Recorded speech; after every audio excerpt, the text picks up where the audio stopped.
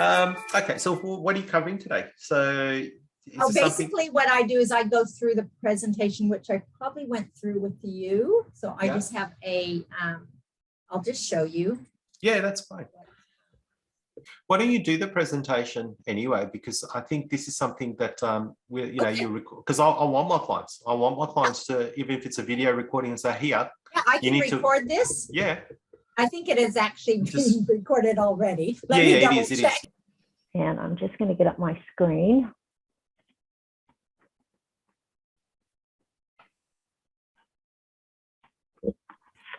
Okay, so welcome to the Why Budgeting is Broken and a Spending Plan is the Answer webinar. So these webinars I do on twice a week, one on a Tuesday at 12:30 and then on a Wednesday night at 6 p.m. So if you enjoyed this and you learned something and you think, we always tend to think, oh, someone else needs this before we think that we need it. They're webinars that are regularly there and you can attend them in the future. So I want to welcome Prashant, and we're going to go through my presentation and he's going to interact because we had a session last week. And so this is being recorded so that we can utilize that. And so we're going to both kind of interact, and he's going to kind of ask some questions or things to remind me to say something that I said last time that I haven't said this time. Thank you. Yeah, 100%. I think our journey's been both very similar, and I think we both really enjoyed just seeing that transformation and helping people sort of break through this. But this is easy. It's actually not hard. We make it hard sometimes for ourselves. Yes, we do. Yes, and budgeting is hard, and it doesn't actually give you the benefit at the end. Always, you know, it gets you to a certain point. So just to let you know who I am, I'm Sherri Dumbrell, and I'm a happy spender. And these are some of the people that I've helped become happy spenders as well. And a happy spender is someone who plans their spending, saves for their spending, and then spends. It's not like the commercialism and consumerism tells you spend and then save. Okay, which was a billboard on the way to the Brisbane airport a couple of years ago. And I was like, no wonder everyone is in such debt. So it is possible to plan your spending, save for it, and then spend. So I'm a certified spending planner. So you'll say, what is that? Okay, that is, you've heard of a financial planner or financial advisor. Okay, so they're over here. And the people that go there are people with excess savings. Then the total opposite side is the financial counselors. And people go to them when they're unable to meet their obligations. They can't pay their bills, they have lots of debt, and they're actually quite close to bankruptcy. Then there was this whole gap in the middle for many, many years, up until 5 years ago, when I became a certified spending planner through the Spending Planners Institute. And this was the gap, that there was no one for majority of us who were just maybe living paycheck to paycheck or doing okay, you know, had savings or didn't have savings, but it was the majority of people. And so that's what I do. Is I'm number one, an educator of financial literacy. And also I have proven tools that I can help you to get from this area up into this area, getting into more wealth and investments for your future retirement. Okay, so nobody has money problems on purpose. And if you currently are struggling with money problems, have anxiety or stress, it's not your fault. And the reason I say that is because traditional budgeting doesn't give you all the information. It doesn't give you the whole picture. It lacks some vital information, which you'll learn in a few minutes. And so we're just doing what we've been taught, but you simply don't know what you don't know. And we easily can lose control and think we can afford something and then realize we couldn't and we're overcommitted. So we were not taught money in school. Sadly, I was at a business conference expo, and in front of me was this young boy and his mother. He was probably around maybe 14. And I overheard he had a business, and his business was he helped teach people about financial literacy. He taught his peers about financial literacy. And I thought, what a smart little man. You know, he was a man, even though he was 14, because he realized that he wasn't being taught in school, and he saw it as an entrepreneur, an opportunity to teach his peers about money. So yes, we were not taught money in school. Our parents were not taught money in school. Some people might have done some research, your parents, and might have learned and taught you, but then they may not have as well. And so majority of people do not have basic financial literacy.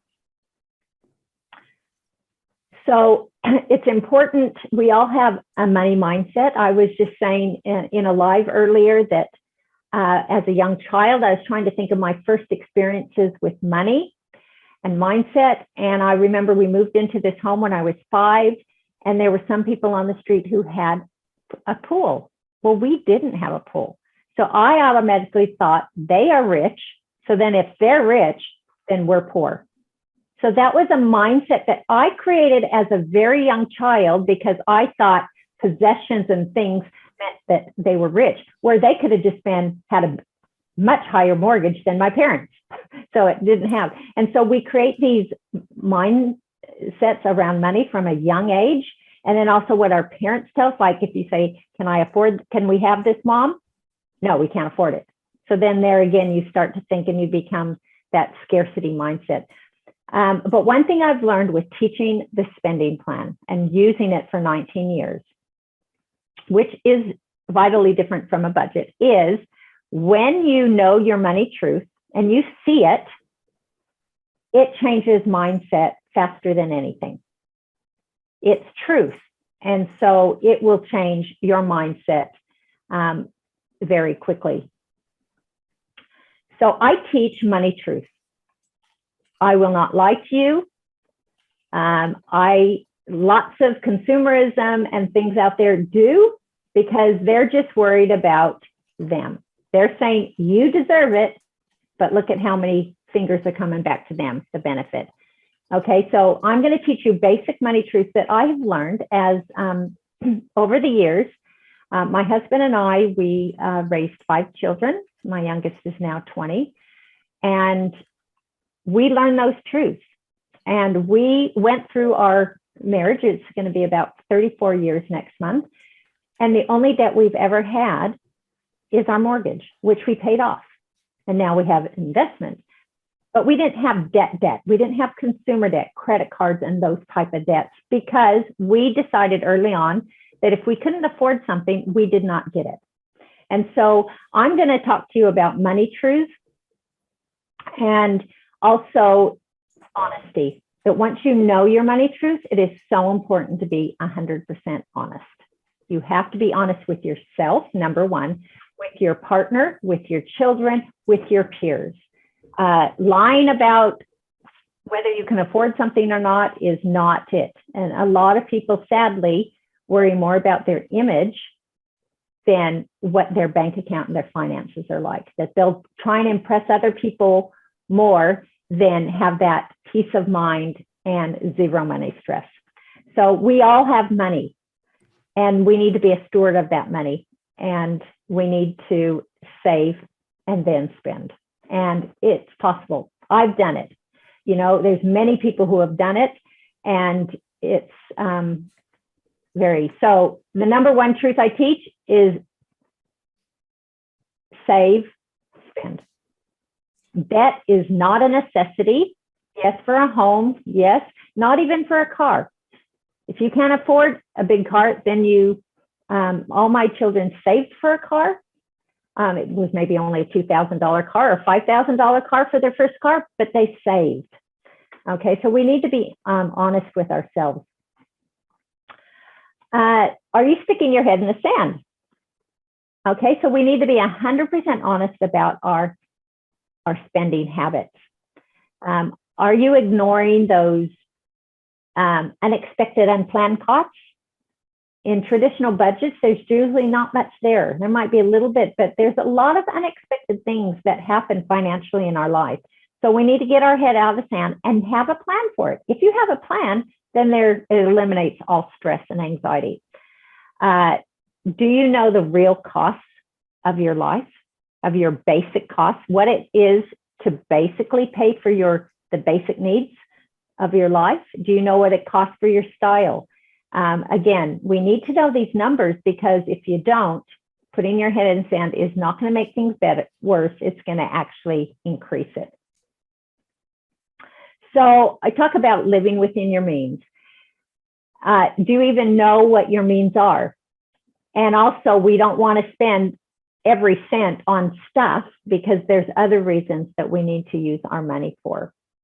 I teach financial self-reliance. And that is the main reason why I do what I do, because each of us can become financially self-reliant, as opposed to reliant on the government or family or friends or even our employers. So when 2020 hit, many people were not self-reliant. And so the government had to have lots of debt to rescue us. Those that I worked with, they had financial self-reliance. So they didn't have to, it wasn't such a shock. So the ability of a person to endure or plan successfully without additional support from their employer, government, or other agencies. So when the storms hit, that's okay. Because if you're self-reliant and you've made a plan for when those things hit, nothing is unexpected in life, so we can always have a plan for plan B, plan C. And hopefully they don't, but if they do, you're ready. It's important to understand your needs. What are your needs costs? And I'm talking basic bare bone needs, okay? And generally everybody's need amount is the same.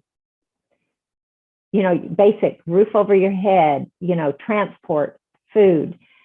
What is the smallest amount that you could survive on? And many in 2020 learned that. They might have lost their job, and so they learned that instead of having 1,500 coming in, it was only, you know, this much. And they realized, wow, we can really survive on a lot less than what we do. So they were spending a lot of money, they realized, on their wants.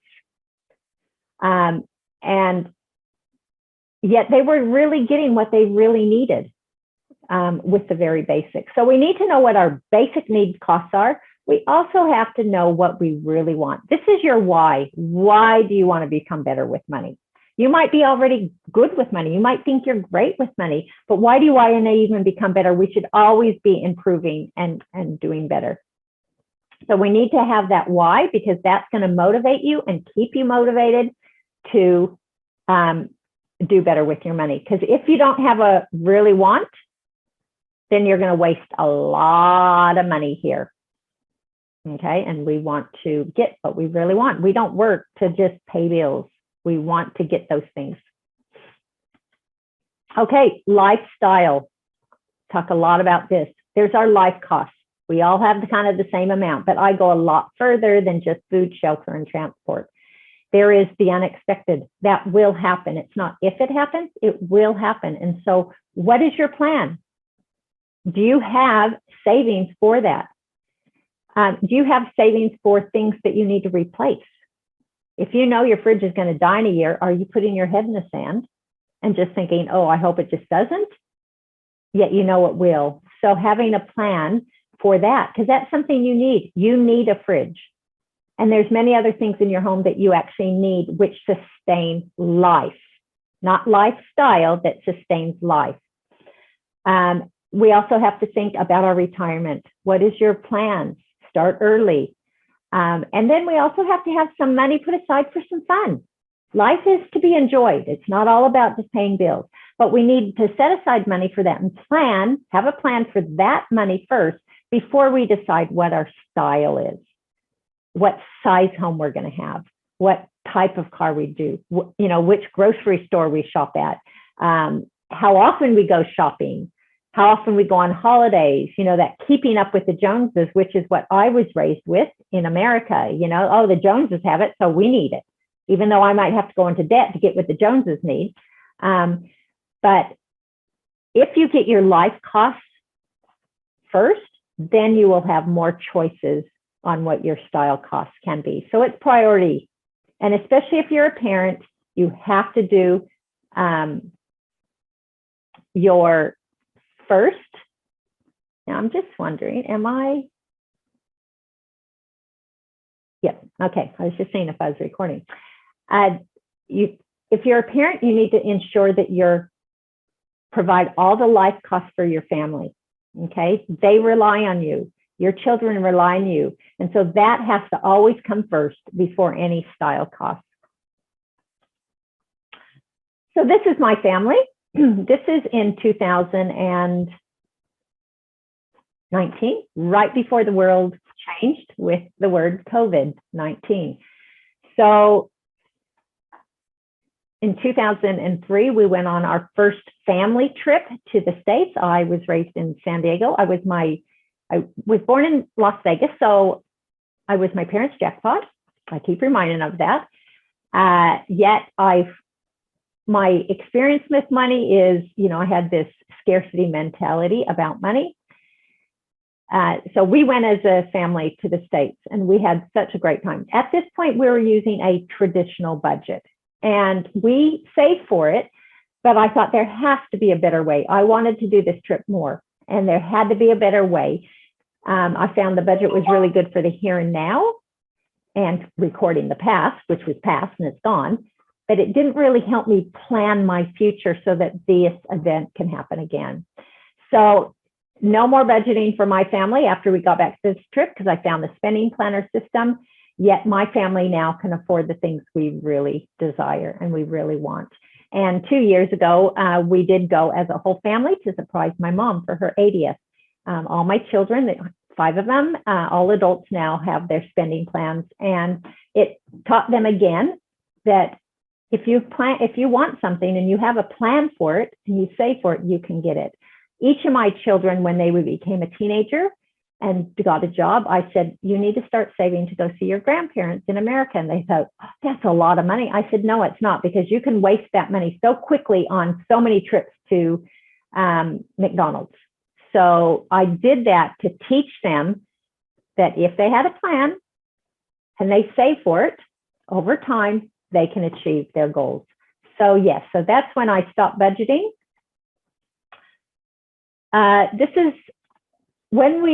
This analogy is, say we're going skiing up in those mountains. Now, what is the best way to get there? There's 2 ways.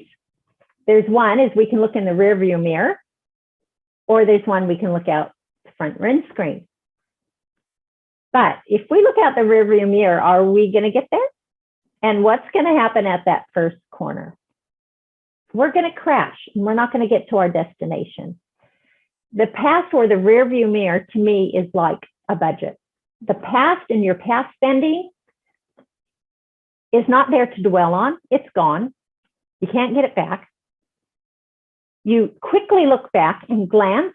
That's when you're driving, you just quickly do that quick glance to see, but you're looking forward. You're looking at that windscreen and you're keeping your eye on your goal, that really want, which is to get to those mountains to go skiing.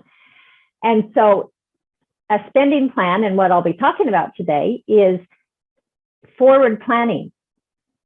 Budgeting talks a lot about the current and some forward planning, but it also focuses a lot on the past. So I'm all about the forward. The past is the past. Every day is a new beginning, and let's look at the future. So budgeting is broken.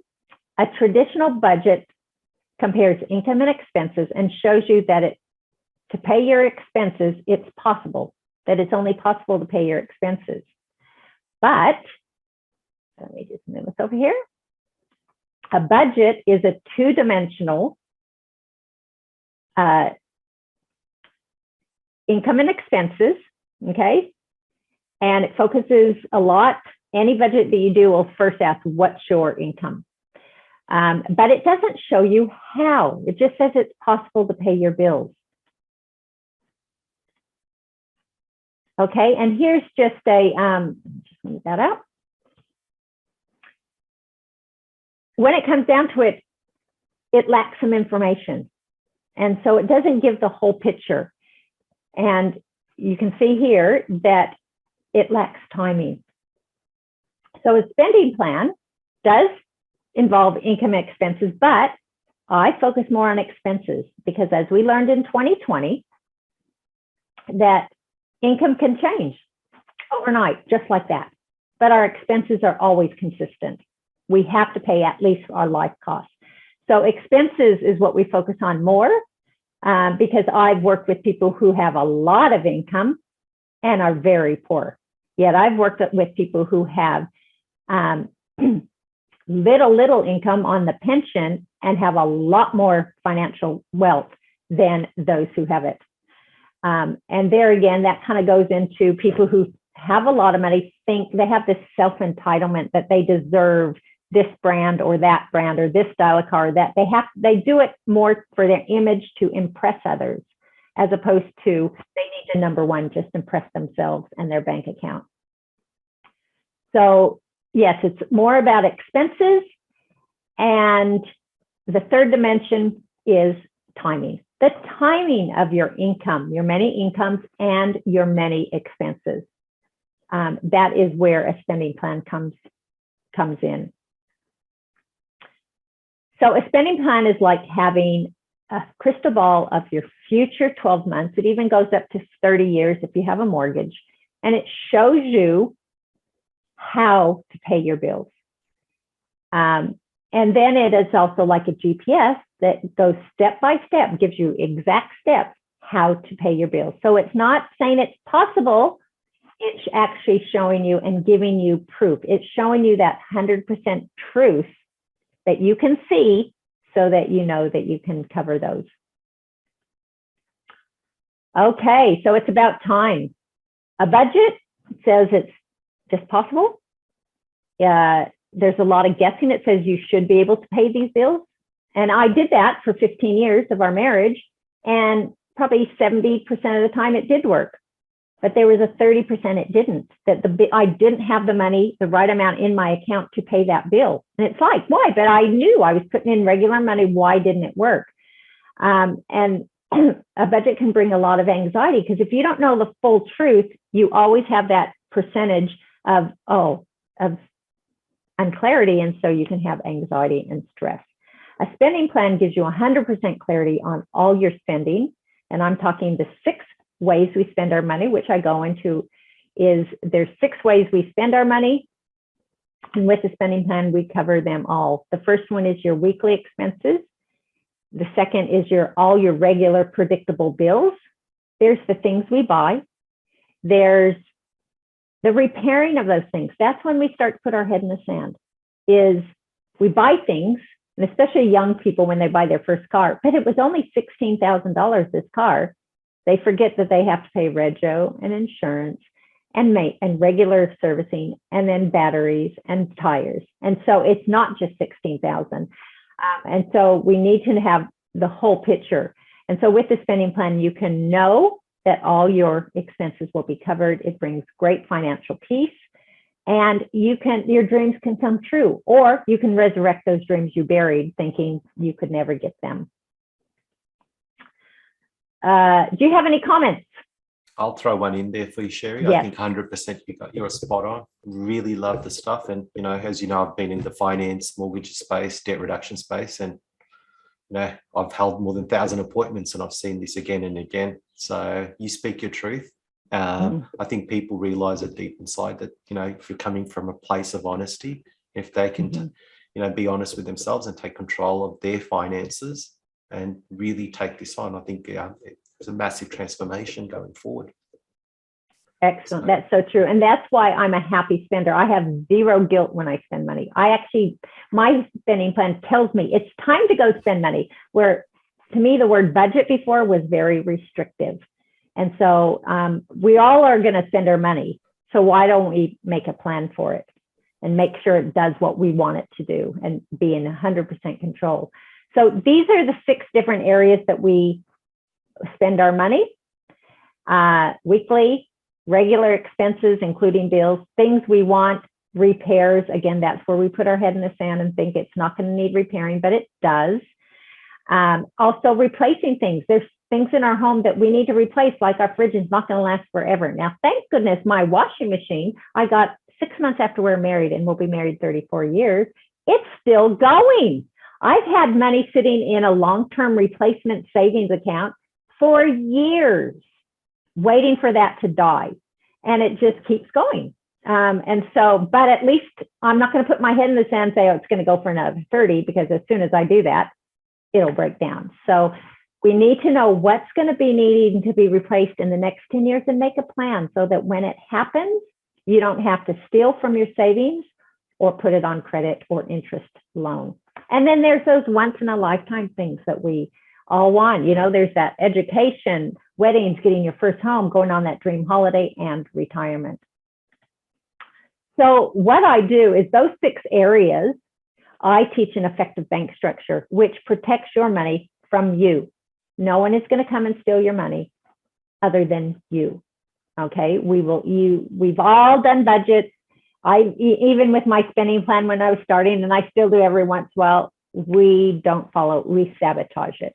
So what we want to do is have an effective bank structure that protects your money from you. But when it all comes down to it, you have to be honest. And there are lots of tricks to be dishonest. You can just transfer from, if you've spent all your spending money that's in one account, I know that you can transfer it from another one. I even know that you can go to a bank, even if you don't have a debit card and someone took it off you, that if you showed your bank, and hopefully I'm not telling you how to do this, but you can show your driver's license to your bank and they'll give you money from your account. But it's all sabotaging your plan. So we have to be honest, but to have an effective bank structure is vital. The banks won't teach you. They don't want you to have an effective bank structure because they want you to muck up your money. So this is an effective bank structure that I teach that incorporates all the 6 ways we spend our money, because we're not going to put our head in the sand anymore. We're going to make a plan.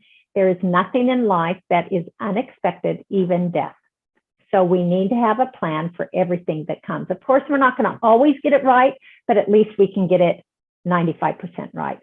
And so basically we have a bills account. We have an FFFI, which is for your food, fuel, fun, and incidentals. That's your regular spending money. And when it's gone for the week, it's gone.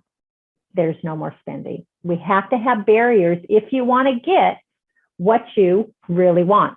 Otherwise, we can waste a lot of money on the here and now, and especially on food, and definitely on fast food. We also have to have what people would call a rainy day account. I call it a big bad wolf account, and that's for those unexpected emergencies. Now, in your regular spending FFFI, that's what the I stands for, incidental. Those are those teeny little emergencies. Someone gets sick, you know, and you need to go get some antibiotics or something. The big bad wolf is more your bigger ones that might cost about $1,000. So we have about $2,000 in that account just to make sure you can handle a couple emergencies at one time.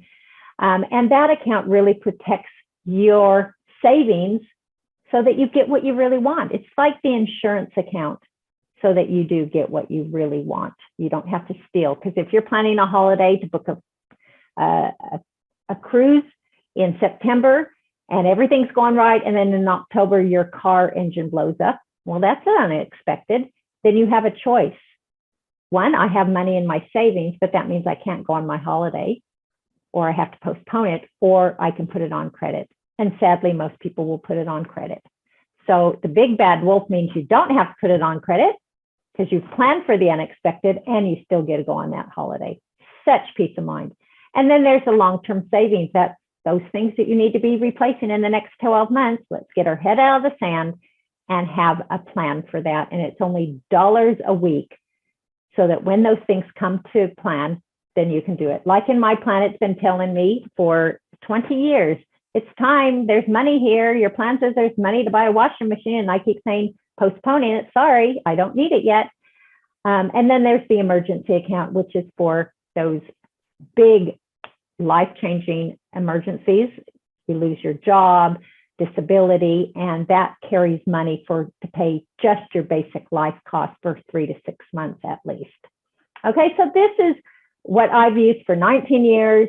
I carry my FFFI card around. That is it. Once my money's gone, it is gone. Of course, there is no credit cards in my wallet because I plan, save, and then spend. So I teach a spending plan software that I discovered those many years ago. And it is a cash flow system for personal, which I teach first. And then if they have a small business, then it is perfect for a small business and really harmonizes your money. So basically what a spending plan is something that hasn't happened yet. So you are creating your perfect spending year and your finances in the plan. You're not experimenting with your real money and then finding out later that didn't work, yet you have to pick up the pieces. So we create your spending plan. It's all forward planning. And then when we get that perfect, then we get your actual bank accounts to actually mirror or do the same thing as your plan. So this is a spending plan predicts the future and shows you how to pay your expenses, not that it's just possible, remember? So it will show you your 12-month future bank balances of each of your accounts. So say this is the bill account, and green means that's the balance you'll have at the end of the day. There might have been some expenses or income come in on that day, but that's the balance at the end of the day. But you'll see these red lines. That means that on that day, an expense tried to come out and you didn't have enough. So what would be the benefit of knowing in advance that you see these red lines that you were going to be short? Let me tell you, you can change. It hasn't happened yet. So you have time to make that and adjust your plan so that you prevent that red line. So the spending plan, I won't go into any more detail, but basically, I know by looking at this plan that this is not a money problem. It is all a timing problem, because at the end of the year, they have $2,100 excess. It's just that bills don't all come out at the perfect time. And so this is definitely a timing problem, which I teach. So yeah, we get it all green. So how would you feel if you knew all your bills were covered for the next 12 months? And I'm not talking just bills. I'm talking your spending money. I'm talking your emergency money's taken care of, your long-term replacement money's taken, everything you're saving for what you want, that everything will be covered for the next 12 months. Well, let me tell you that when I found the spending plan, it brought so much financial peace. It took me a little while because I was a bit skeptical. Do I actually trust this? It's telling me my truth, but do I trust it? And it took me a month or so to realize, yeah, this is telling me my truth. And so now I have zero financial stress.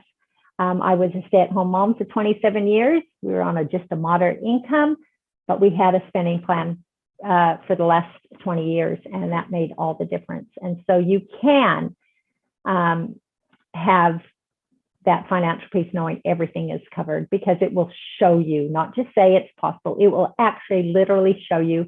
It will even show you your future bank statement, what it will look like, so that you can see that on the day that that bill comes out, the money is there. So with a spending plan, there is no more those big months, those big months where you have your rego and your insurance all coming out and you think, oh, April's my big month. That goes, because with a spending plan, you're saving for every bill throughout the year for 12 months. So, and it does all the calculation for you. You never even have to use a calculator. So me, I basically did not do well at all in school with math. This is perfect because it makes me look really smart mathematically. So this is the dashboard of there's someone else who's, I wonder how long they've been sitting there, Amy. So this is the dashboard of the software. Welcome, Amy. Sorry, I hope you weren't sitting there waiting too long. Welcome. I'm just kind of wrapping up, but we can talk again later. So this is the dashboard. You'll see there the income of this couple was $85,000. Now, if this was a budget, that would have been, they would have made $85,000 in the past, because budgets show your past. But this is showing what you're going to make in the future and what you're going to spend in the future. The pie graph is telling you what you're going to spend in the future. So if you see something and think, wow, I'm spending way too much on food, well, you haven't spent it yet. So you can adjust your plan. It grabs all this information by information you put into the plan. You put the information in one time only. I did this 19 years ago, put in my electricity, because unfortunately, we're going to pay electricity the rest of our life. Yes, things have adjusted. I've added expenses and taken them out as my family has grown, going from family of 7, now we're down to 2 with all our kids grown. But it's all there, and I can see. It even tells you any day of the year what each of your bank account balances should be. And if it's that amount, you're okay. You're in the green. Okay. So with it, we give every dollar a job with the spending plan. Okay. You work hard for your money. So let's give it all a job. And so here it shows you, you have money remaining. Now, most people, when they put this in, they often, once they put their basics in, they might have at least 30,000 remaining or more. And they think, where did that money go? Well, if you don't give it a job, it will just go. It will go on walkabout. So we need to give every dollar a job, put it somewhere, put it in a savings so that you get what you really want, so that you get the most out of your money. So we want to control every dollar. This is my favorite saying: multiply your time and money by giving yourself emotional permission to invest time and money today for more time and money tomorrow. Yes, it took me, so many hours to create my spending plan initially 19 years ago. How much time have I saved? I used to spend probably about 2 hours, an hour to 2 hours at least a week. And that's when I had lots of little kids around. It was, at first, when I was younger, I thought it was fun. Then as the kids came and I had less time, it's like, I don't have time to be tracking all my spending and doing all this. And so now with the spending plan, I did that 19 years ago. I've said where I generally want to spend my money. I've tweaked it over the years, but it's done. And so now it takes me as little as 10 minutes a month, and we get paid monthly. It doesn't take long because I've already put in the hard work. I'm just saying whether I followed my plan. Money-wise, oh my gosh, I can't even imagine how much money I've saved over the years because I've had a spending plan and I've given every dollar a job. So the emotional permission is, yes, it's going to take some time. It's going to maybe be emotionally confronting for some people to sit down and really change their finances and see their money truth. But anything that is good, you have to go through a little bit of pain sometimes to get it. But once you do, just like an investment, you invest initial amount of money, and then you continue to see the benefits after that. And that's how it is with creating a spending plan. So there again, I'm Sherry. I'm a spending planner, a certified spending planner, and I help people with their day-to-day finances.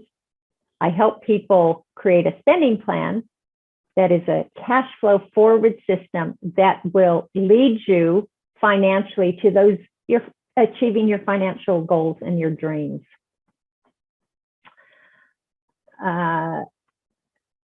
Okay. And basically what I do, let me just finish this off, is to get access to the spending planner software, you have to go through a certified spending planner. It's a new industry. There's only probably maybe 100 in Australia. And so you get access to the spending plan software. That's only $10 a month for as long as you want to use it, no contract. And then I'm the spending planner, and I help you create your spending plan and educate you initially so that you can do it, because it is a mind shift from a budget, which is good. I have an online course, and that takes you step by step how to work through it. Plus, I give that one-on-one and help you through it. It's not something that I just say, here it is, go for it, because we all need support. Even though we're adults, we all still need mentors and supports. And also the accountability. Accountability is the glue that holds commitment to results. Again, just because we're adults doesn't mean we're going to set a plan and we're going to follow it. Sometimes we need that motivation and support. If you want to learn more, if you haven't joined my Facebook group, it's Happy Spenders Beyond Budgeting. So it is budgeting, but we go beyond it, adding in that vital dimension of timing, which makes all the difference. And that's where you can have that total financial peace. And so if you go and join my group, it may ask you if you want access to my online course, the intro part, so the first couple modules. And so if so, then you can do that by entering in your email. And that will be a great review of what we've talked about today, talking about the difference between a budget and a spending plan and the benefits you can have for that. For all of those who have attended, I offer a free gift, which is that intro course, but it also in there, you'll receive a 30-minute session with me. And that's to answer any questions and to share what my services are. My services are very affordable. And that's the thing, is you will save, because you're going to save more than anything in a short period of time, and a little bit that you will, because we're looking long-term. And we have to make little investments, again, of our time and our money, but you will save so much time and money in the future. So I'm a happy spender because I plan, I save, and then I spend. And it's basic. It's a money truth. And because of it, it brings that peace of mind. And you too can be a happy spender. So I will just ask if Amy wants to unmute yourself and share where you're from. And that's okay if you don't. That's okay. Do you have any comments, Prashant? I think it's a wonderful service that you're providing here, Sherry. So I think going forward, being in the financial services industry and looking at where we are right now and going forward for the next 5 years, I think there's a lot of people that's going to be looking at uncertainty. Mm-hmm. There's a lot of talk in the marketplace about interest rate rises. Where are people going to come up with that money? I think these are the things that we need to put in place now. And I 100% agree with you, because I've sat down and worked with people that have had budgets or don't have a budget. We put budgets in place and looked at some of the challenges of even managing a budget. So, so I think it's something that Australia needs right now. It's something that Australia needed 20 years ago, but I think it's fantastic. There's an industry now there to support, just the basic fundamentals of cash flow management in the family home. As we discussed last week, we were talking about, I actually help people sort of do that mind shift where I get people thinking of their home as the family-owned business, because you've got income coming in, expenses going out. How well you manage that money will determine how well that business is running. I can say when I sit down with a lot of mum and dads and we do the interview process, we do the deep dive into their finances, look at their mortgage, and the amount of money that's just been pouring out of Australian families' homes is just absolutely ridiculous. And what happens after that is all the emotional things that you talked about. People sort of lean into credit. There's a lot of people that are sort of going $10,000 as an average, going backwards in their spending per year, and they don't even realise it. Because it's going into credit cards and things like that. Unfortunately, nothing against mortgage brokers or banks here. A lot of these times, they will appear to fix the problem, but it's generally a Band-Aid solution as well, Sherry, because they'll consolidate it. The mortgage gets stretched for another 30 years. But if it's a fundamental, like psychological challenge of, adjusting, your spending or getting to grips with your money, that problem's always going to be there, 2 years, 3 years. And for mortgage broking in the industry itself, and I don't know if the audience actually understands this, but every 2 to 3 years, a lot of people just refinance. People chase after interest rates where, they've got no control over interest rates. managing the money and having that foundation in place, and working with specialists that have got your best interests at heart. I think it's sort of about time. I think the families need that support, and they're looking for support. So if you are watching this and want to know more about what Sherri does, or how I tackle finance from the finance side, and help people go from here and turn build wealth through property investing, or just paying down their debt, just simple things that we touched on last week. The cornerstone of it's always going to be starting from money, because debt's debt. It's not going to change unless you change or how you look at it. So if you need help in those areas, and I'm 100% going to be recommending a lot of my clients to come through and have a chat with Sherri in this area, because I've been doing it, as we've discussed, for years. But there's some fun. There's some people that are going to run with it, and they're going to do really, really well. And some people, they're going to challenge with it. But then the people that are challenging with it, having that support, having the right tools in place, the accountability side of it, I think it's going to do wonders for people. And one of the biggest things that I got out of our meeting last week was, it's that transformation in people. When people realize they can do it 6 months or a year later, when you're working with the same clients, as you do, as that I do as well, when I work very closely with my clients, where they are sort of all of a sudden they're saving for the caravan, they've got the money, but instead of going out and running off and buying that caravan, you'll get that phone call, say, hey, I've got it, the money's there, can I go do it? And it's a privilege just to be, asked that question. They've worked hard to get there, but now they've got the money and they've gone, and, they'll send you the photo. So being part of that journey with families is, I'm sure you get a lot of that as well, Sherri. Oh, yeah. So can you share some of the things about some of the wonderful things that you've had experience with your clients, after the transformation? Yeah, well, I had one. It was February 2020. Now, she didn't know what was happening. She was offered a promotion at work, but they weren't going to give her any more money. So it was more work, but not any more money. And she thought, I have a lot of skills. I'm worth more than that. I'm just going to take a month off, because her mother needed to take care of her uncle, and so who watched her kids. So she said that I'm just going to take a month off. Well, then COVID hit. And of course, getting a job when COVID hit was not the thing. Everyone was losing their job. And so she went from a 2-income family, they had 3 small children, to 1 income and COVID. I started working with them, and they had a lot of consumer debt. So we worked with that, and we said, okay, let's get you out. And so within 6 months, they got out of debt. And I worked with them for 6 months. We got them out of debt. She lived with constant anxiety, always looking at her bank balances every day, just lived with a lot of financial anxiety. That left once she saw in the plan that everything's fine. You don't have to stress. And that's what is the biggest thing, is budgets don't give them that total clarity. So some people still stress, even though once they put in the plan, it's like, you didn't have to stress. Yet they've been stressing this whole time. Right. And so they paid off their debt. They needed to get a second car. But anyway, at that point is when they were good, and I stopped. I was working with them, and they finished. Then it was February 2021, 1 year later, and I get a message from her on Facebook, and she goes, Sherri, tomorrow we're going to be homeowners. And I was so excited. I get on the phone and we Zoom and call.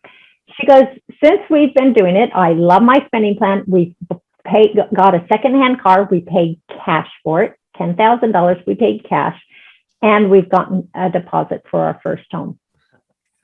And I thought, and you did that between basically all in 2020, losing your job at the beginning and COVID. And so she goes, there is no way we could have done it without our spending plan. The spending plan was their guide, and they followed it. And so that was a good one. Another one, her husband was an accountant, took care of all the finances and just let her just do what she wanted and spend. And then he got in a car accident in front of their home and had a brain injury and couldn't manage he thought he could, but he couldn't. And his phone's going off. This is due. And she's like, I don't know. So he thought he was doing her a service by taking care of her. He was treating her like a queen. I'll take care of everything. Yet any partner that does that, you're not doing them a service. You're actually doing them a disservice. You're disempowering them. You need to empower your spouse that they know how to manage the finances so that if by any chance if something happens to you, they aren't just going to grieve your passing. They're going to have that added grief of how do I even manage my finances? So she came to me and I helped her and taught her the basics and to do that. But there's just so many stories eliminating debt really quick and then starting to see people who have never had savings in their life or turning shopaholics into, after 2 sessions, I have no desire to shop again because they finally see the truth and they finally resurrect their dreams and thought, you mean I can go on an overseas trip? I said, oh yeah. You just stop shopping every day for things you don't need and you can go on a trip in 6 months. So it's all about letting them see their truth and then giving them that GPS, exactly this is how you're going to do it. You follow these steps and it's guaranteed. Yeah. There's something you said just before about the difference between needs and wants. I mean, that's something that, it's confronting for a lot of people when they start understanding the difference between needs versus, wants. Yeah. Yeah, that's right. We live in a very blessed country. And it's not until we compare what we think we need to a third world country on what some people live very, very simply. Yeah. And they're very, very happy. Correct. There's a lot of miserable people here who have so much wealth, yet they're so much happier. So what is it? How does that work? Yeah, how does that work? That's right. And so we can live on so little. It's just society that's saying, but you need this to be happy. You need this to be happy. No, we don't. Yeah. We need to just be stewards of our money and, keep it simple. That was my thing growing up. Yeah. My name's Sherri. Keep it simple, Sherri, because I sometimes would tend to, look at the thing. No, let's keep it simple. Back to the basics. It's the basics that bring happiness. Nice. Yeah. I think one more thing there, Sherri, that's 100% in agreement to, what I've seen from my experience and, working with people. But I think also the cards are also stacked against a lot of people. And how I mean by that is, the banking industry, it's not set up in a way to actually help you, pay down your debts or build up the savings. A lot of the money that's sitting in the savings accounts is usually, working for the banks anyway, if you look at the big picture. Marketing in itself, I think one of the first steps a lot of people have to do is to actually say the fact of the matter is they are being marketed to, in terms of products. And that we have to take that first step to say, hey, okay, we know all these things are happening. Are we going to get influenced by, marketing to make that purchase? And you'd be surprised how much data and information they have or for, some of the businesses that are designed in a way to get through, to get your money, how psychological they can get to. So are you really guarding your money is the question. Yeah. Yeah. So that's why we need to have financial literacy. We need to know the the games that they're playing. We need to know, we would love to just trust everybody, but unfortunately people have to earn our trust these days. We can't just give that trust away, and we are in charge of our finances. Even if you're sick, I tell my husband, he's diabetic and he has lots of people on his health team, but I said, who's really in charge? It's you. You have to manage all these people on your team. We have to manage our money. We can't blame it on anybody else.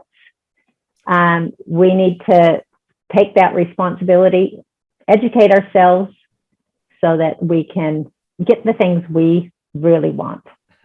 What would be the first step for someone that's watching this, to start? start the Yep. process. I mean, I think for me, it's always about a conversation. Start with a conversation and see if this is the right fit for you. I mean, I know you don't want to work with people that's not the right fit. I know I don't either. Yeah.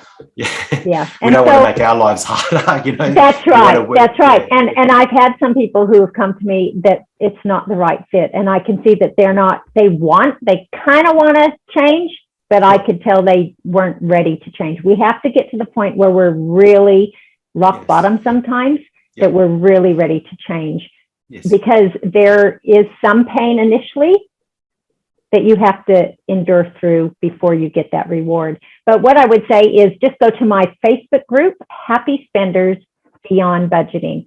When you join that group, there will be a question offering you a free welcome gift. That is to my intro course, or the first few modules of my online course.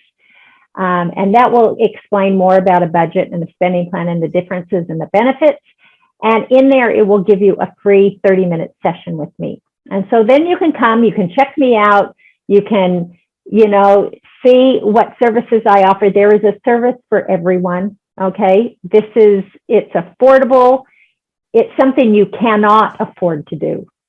Because if you continue to go the way you are going, you're going to reach the same destination. We want to get to our chosen destination. We want to get to that mountain. We want to go skiing or whatever it is. Well said. And you have to get there, you might have to change your current road path. Trajectory, and so, And then, it's just an information session. Ask me questions. And there's no pressure selling, because I don't do what I'm going to teach you. Don't fall for the traps. If it's just you and you have a spouse, I'm going to say you need to go and talk to your spouse about this. Because we want you unified and we want you both in the game. I know the system works. I know what I do works. I do not have to.